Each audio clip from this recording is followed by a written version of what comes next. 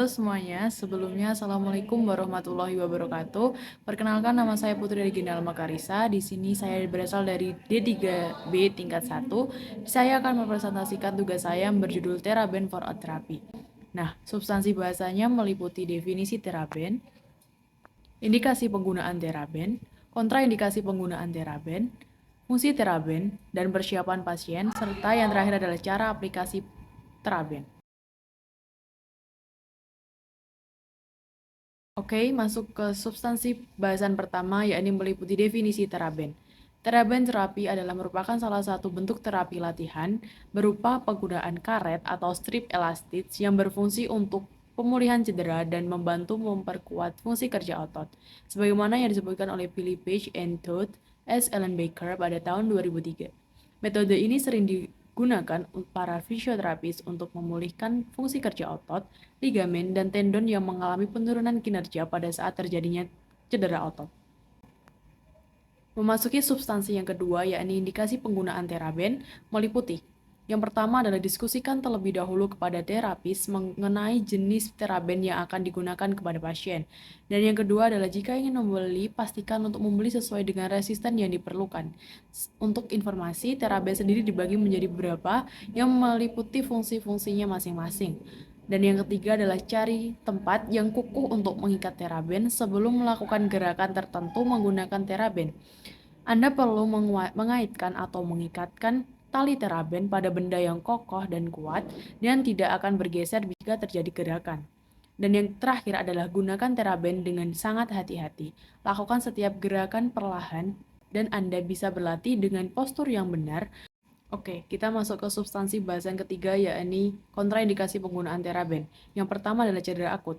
Jika Anda mengalami cedera otot, ligamen, atau sendi yang belum sembuh sepenuhnya, latihan dengan penggunaan teraben dapat memperburuk kondisi tersebut. Dan yang kedua adalah infeksi kulit.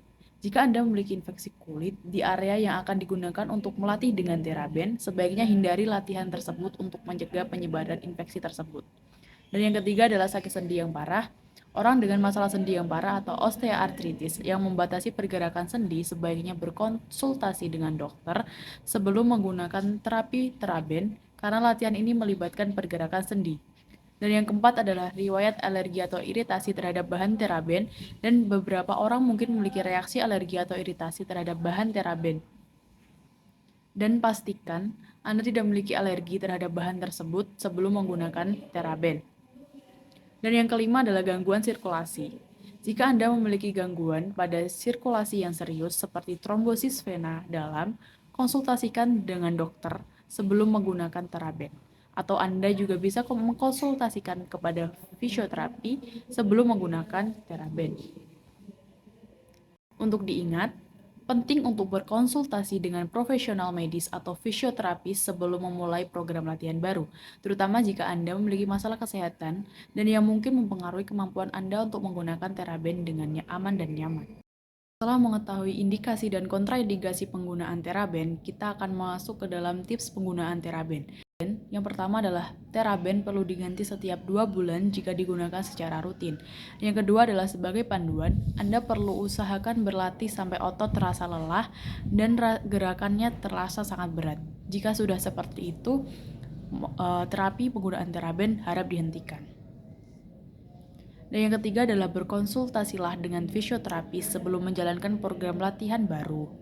Dan yang keempat adalah jika otot terasa sangat nyeri atau tidak nyaman saat berolahraga, segera beristirahat dan hubungi tenaga medis atau fisioterapi. Dan yang terakhir adalah belilah teraben bebas lateks jika Anda memang memiliki alergi terhadap bahan lateks tersebut. Oke, kita masuk ke substansi ketiga, yakni penggunaan teraben. Penggunaan teraben memiliki banyak manfaat bagi kesehatan dan kebugaran fisik. Beberapa fungsi dan manfaat utama dari penggunaan teraben adalah meliputi, yang pertama adalah peningkatan kekuatan otot. Teraben adalah alat latihan resistensi yang efektif untuk mengembangkan kekuatan otot. Dengan berbagai tingkat resistensi yang tersedia, Anda dapat mengatur tingkat kesulitan sesuai dengan kemampuan Anda. Dan yang kedua adalah peningkatan kekuatan inti otot. Dan teraben adalah termasuk digunakan untuk melatih otot, yakni adalah otot punggung dan otot perut. yang penting untuk menjaga postur tubuh yang baik dan mendukung aktivitas sehari-hari. Dan yang ketiga adalah peningkatan fleksibilitas. Teraben dapat digunakan untuk melakukan latihan peregangan yang membantu meningkatkan fleksibilitas tubuh dan yang membantu mengurangi resiko cedera dan meningkatkan mobilitas pada pasien. Dan yang keempat adalah rehabilitasi cedera. Teraben sering digunakan dalam rehabilitasi fisik untuk memulihkan kekuatan otot setelah cedera. Yang kelima adalah portabilitas, yakni teraben ringan, mudah dibawa, dan dapat digunakan di mana saja. Hal ini yang membuat teraben menjadi alat latihan yang praktis, dan yang keenam adalah latihan tubuh keseluruhan. Teraben memungkinkan Anda melatih berbagai kelompok otot tubuh termasuk otot lengan, kaki, dada, dan punggung. Yang ketujuh adalah dukungan untuk latihan fungsional, yang artinya teraben dapat digunakan untuk melatih gerakan yang mencerminkan aktivitas sehari-hari, seperti mengangkat barang berat atau berjongkok. Ini membantu meningkatkan kemampuan Anda untuk lebih melakukan tugas-tugas sehari-hari dengan lebih efisien dan tanpa cedera. Yang kedelapan adalah kesesuaian dengan semua tingkatan, yang artinya adalah teraben cocok untuk semua orang dengan berbagai tingkat kebugaran, dari pemula hingga atlet. Anda dapat mengatur intensitas latihan yang memiliki teraben dengan resistensi yang sesuai dengan kebutuhan Anda. Perlu diingat, saat menggunakan teraben, pastikan Anda memahami teknik yang benar dan memilih tingkat resistensi yang sesuai dengan tujuan Anda. Juga selalu penting untuk berkonsultasi dengan profesionalis medis atau fisioterapis jika Anda memiliki kondisi medis yang serius. Oke, kita masuk ke subbab selanjutnya, yakni persiapan pasien. Nah, sebelumnya berikut adalah beberapa langkah yang perlu dipertimbangkan fisioterapi untuk mempersiapkan pasien sebelum diterapi penggunaan teraben. Yang pertama adalah konsultasi dengan profesional medis, yang kedua adalah pemilihan teraben yang tepat untuk pasien, dan yang ketiga adalah pemanasan sebelum kita melakukan pelatihan teraben kepada pasien. Dan yang keempat adalah penggunaan perlengkapan pelindung, dan yang kelima adalah teknik yang benar saat penggunaan teraben. Dan yang keenam adalah pengawasan saat pasien dilakukan terapi. Dan yang ketujuh adalah jumlah dan frekuensi latihan. Yang kedelapan adalah evaluasi dan penyesuaian terhadap pasien.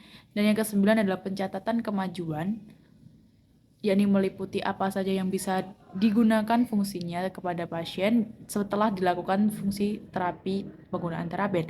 Dan yang ke-10 adalah keselamatan utama pasien saat terjadinya terapi. Berikut adalah beberapa langkah umum untuk mengaplikasikan teraben dengan benar. Yang pertama adalah pemilihan teraben yang tepat. Pemilihan teraben dengan tingkat resistensi yang sesuai dengan kemampuan pasien. Contoh penggunaan teraben adalah misalnya warna hijau untuk resistensi ringan, biru untuk sedang, hitam untuk berat, dan yang pilih sesuai dengan tujuan latihan Anda. Dan yang kedua adalah posisi awal yang benar. Pastikan Anda atau pasien berdiri dengan postur tubuh yang baik atau duduk dengan nyaman, tergantung pada jenis latihan yang akan dilakukan oleh fisioterapi. Yang ketiga adalah pengaturan panjang teraben. 4 adalah pegangan yang benar. Jika Anda menggunakan teraben yang berbentuk tali dan panjang, pegang ujung teraben dengan tangan Anda, dan pastikan pegangannya kokoh dan aman. Yang kelima adalah pelaksanaan gerakan. Mulailah dengan gerakan yang perlahan dan kendalikan. Jangan melakukan gerakan yang terlalu cepat dan keras. Yang keenam adalah kontrol peregangan. Jika Anda melakukan latihan peregangan dengan teraben, pertahankan peregangan otot selama beberapa detik sebelum kembali ke posisi awal. Dan yang ketujuh adalah pengulangan repetisi dan set. Jadi, tentukan jumlah pengulangan atau repetisi sesuai dengan kebutuhan Anda dan sesuai dengan kenyamanan Anda. Dan yang kedelapan adalah pernafasan. Atur selalu perhatikan nafas Anda. Bernafas dengan baik selama latihan dapat membantu meningkatkan performa Anda dan menghindari kesalahan yang berlebihan. Dan yang kesembilan adalah pemantauan kemajuan. Aplikasi teraben yang terakhir adalah pemeriksaan dan pemanasan dan pendinginan. Selalu lakukan pemanasan sebelum latihan dengan teraben dan lakukan pendinginan setelah pelatihan tersebut. Bertujuan untuk mencegah kekakuan pada otot dan mempersiapkan otot pada saat sebelum latihan. Nah, pastikan Anda memahami teknik yang benar untuk setiap latihan dan jangan ragu untuk mencari bimbingan fisioterapis. Pembahasan saya mengenai teraben. Dan apabila ada kesalahan dalam ucapan maupun dalam sumber yang saya dapatkan, saya mohon maaf yang sebesar-besarnya. Dari saya sekian. Wassalamualaikum warahmatullahi wabarakatuh. Bye.